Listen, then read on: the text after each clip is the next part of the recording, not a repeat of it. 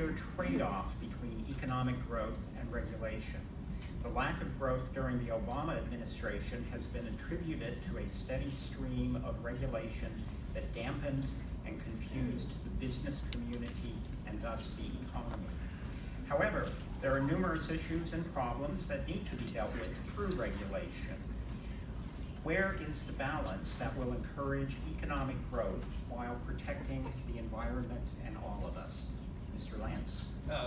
Thank you. Of course, we need a balance, and that is what Congress decides. And I favor free markets, free trade, and free people. I believe deeply in the American system. And on so many of the issues we have discussed this morning, on healthcare, I favor building on the system we have and not moving to a European-style healthcare system. On taxation, I favor many of the proposals in the tax law that was enacted because I think it will lead to greater economic development. Although, of course, I favor making sure that we have SALT deductibility to the greatest extent possible.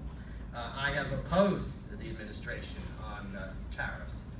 It is important in this part of the country to have free trade, and I hope that in his negotiations with other countries, particularly with China, that we recognize that China has been a bad actor, but the end result should be free trade. And certainly we needed reform of NAFTA, but the end result should be free trade. Regarding my philosophy of government, I am an Eisenhower Republican. He is the president I most admire in the 20th century. He believed in free markets, in free trade, and in a free people. He recognized, however, that we had to make reforms in a fiscally responsible way, and frankly, he was the last president who understood what was important in a balanced budget. And all subsequent presidents have not done as good a job as they should regarding balancing our budgets. This is an issue on which I have worked continually, not only in the Congress, but formerly in the state legislature, making sure that we move forward in a fiscally responsible way. We had over-regulation in the Obama administration, and we have tried to reform that.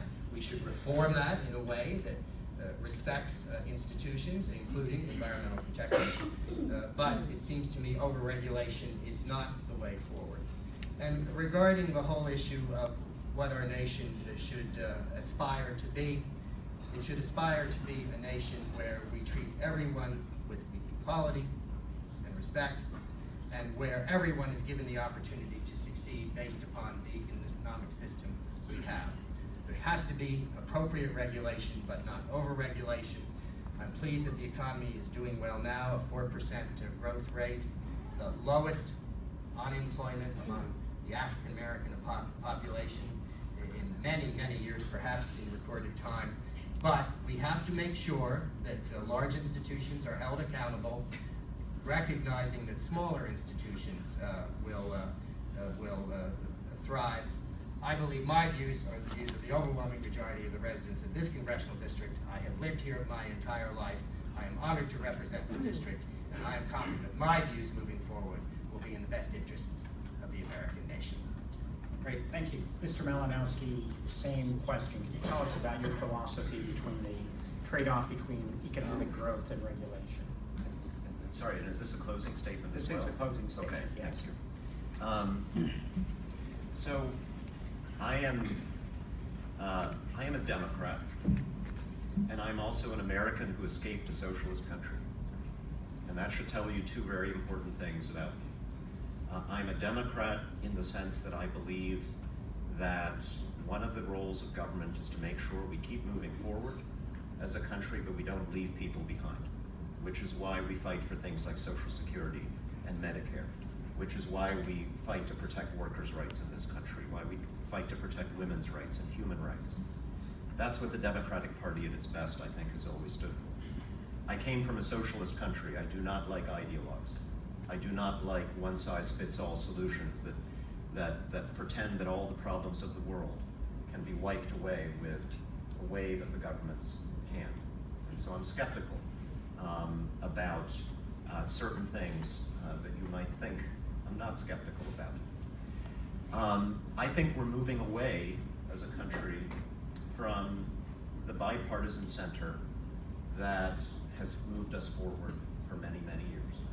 My closest partner in the United States Congress for many, many years, again, I'm a Democrat, he was John McCain. He and I didn't agree on absolutely everything, obviously, but we did agree that when the fundamental lines that define who we are as Americans are crossed, Americans have to stand up and fight fiercely to defend them. My party's having a debate right now about the best way to provide health care to Americans, about the best way to guarantee that we create jobs in the future as technology changes. And I agree with some Democrats, I disagree with some Democrats on that debate. The Republican Party right now, not in New Jersey so much, but in Washington, D.C., is having a very different kind of debate. It's having a debate about whether to be a white nationalist party or not. It's having a debate about whether we should sell. We have a president who said that there were good people on both sides in Charlottesville. I'm sorry. It's painful to hear, but it's true. And Senator McCain's final warning to our country was, we do not go there. A debate about whether we should be aligning ourselves with our former adversaries, whether we should be turning away from NATO. A debate about whether the federal government has any role in partnering with states like New Jersey to help us provide services to our people. That is a very different kind of debate than the one that's happening in the Democratic Party. In my party, we see the next 2 years as an opportunity to preserve the role of the United States Congress in governing this country in a sane and competent and bipartisan way, and in exercising its constitutional responsibility to apply checks and balances. That has not been happening in the last 2 years. None of the things that the vast majority of us in this room, Republicans and Democrats, are concerned about in Washington have been acted on by the United States Congress in the last 2 years. Because legislation is not being brought to the floor on immigration, on taxes, on infrastructure, on anything that we need. We have an opportunity to change that in this district because we're a swing district this year. And I think the reason I'm doing well is because in speaking to voters across this district every day for the last year, that is the change they tell me that they demand, and that is the change that I can credibly promise to help deliver as part of a different kind of Congress. Thank you very much.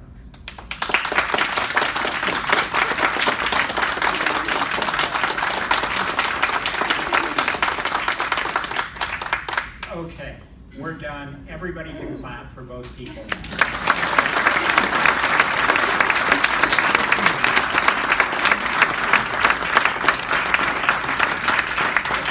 Mr. Lenz, Mr. Malinowski, I want to thank you for coming this morning and sharing your views, your ideas with us.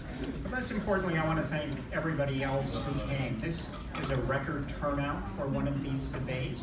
I appreciate your good behavior pretty much throughout this, and I did not see one head nodding off going to sleep. So obviously this is something very interesting and important to all of us. So as I said in the beginning, all you got were real small tidbits on what these issues are really about. It is now incumbent upon you to go out and really research them, learn the ins and outs, the pluses and minuses of these issues, and let that guide you in determining how we're going to vote. Thank you very much.